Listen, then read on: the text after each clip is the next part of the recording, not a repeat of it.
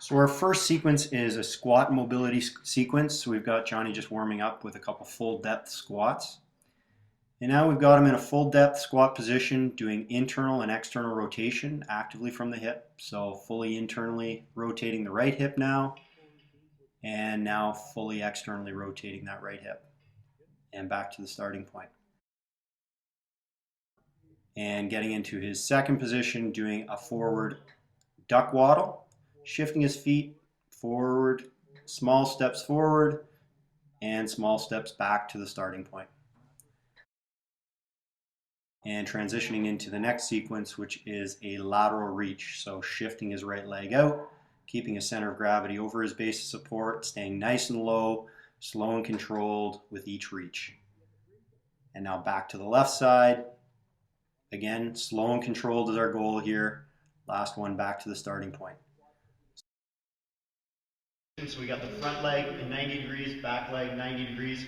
With Johnny's center of gravity over his chest, we want him to shift his gravity over this front knee, check into the barrier and back up. Essentially finding your end range, pushing it slightly, and coming back up. With all of these mobility exercises, we're not being aggressive and pushing into pain. We're finding that end range of discomfort, addressing it, and checking back up to neutral. Several different angles are important to address all different parts of the hip capsule. We can flip this over to the other side, and we got 90-90 on the other side. What I'm going to show you here is a frog series. So we have Johnny in froggy position. What we're going to do, get your hands down, shifting and rocking your body weight forward and backwards. Gradually, again, finding that barrier and end range and gradually pushing into it. Good. Further back with each successive movement. Over time, we'll get Johnny to lower himself onto his forearms. And we want you to separate those legs as much as you can. Again, hip mobility is not something you're going to get all or none with one session. These are things we're building up over time. Pushing that butt further back, working your center of gravity lower to the ground with each successive rep. The anterior hip capsule. So just doing some self-mobilizations, we have Johnny in a split squat position. Using his right hand, he's going to push his hip into extension. Be careful you're not extending through the upper back here, Johnny, so stay nice and upright. And bob in and out, so back up.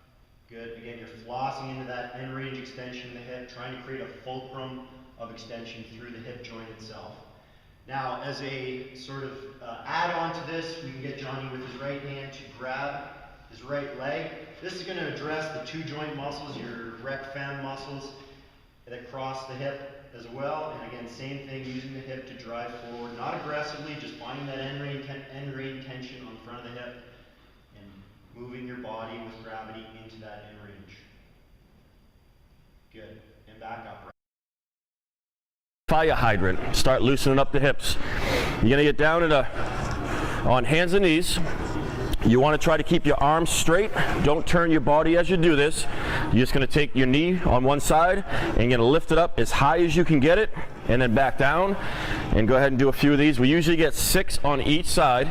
And again, you want to try to keep those arms straight. You don't want to turn your body. You want all the stretch to be in the hips. Now the other one that we're going to do, we're just going to go right from that. We go into a hip circle. It's kind of like when you roll your arm to stretch the arm out, but we're going to do it with our hip. So what Jake's going to do is drive the leg back nice and low to the ground, then turn the knee and bring it way up and over and bring it up toward the elbow. So you go all the way back, bring it way up and over, and you're really opening up and circling the hip. So again, we usually get about 6 on each side of that. You're going to get yourself into a push-up position. You want to keep your core nice and tight, body straight. You're going to drive one foot up and outside the hand as if you're trying to step on your pinky finger. Don't step on your pinky finger, that's going to hurt. You see he's got his foot flat, back leg is pretty much straight, knee can be down, that's fine.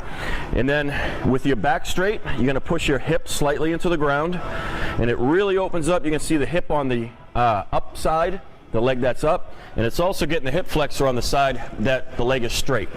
Okay, then we bring that back and we go right to the other side and the same, he's out past this hand, pushing the hips down into the ground. His back is nice and flat. He's getting his hip flexor on the back leg side and getting his hip on the front side. So you do a regular Spider-Man. So he's going to drive his foot up. Okay, now you can either go either side. We switch it up, but this time what we're going to show you is we're going to go to the closed side.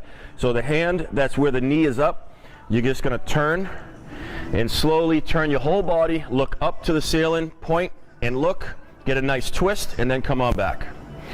And then we'll drive that leg back, do one on the other side. So you can see it from there, see his back stays nice and straight, nice slow twist, and then bring it back. So you're just trying to stretch and open everything up in the hips.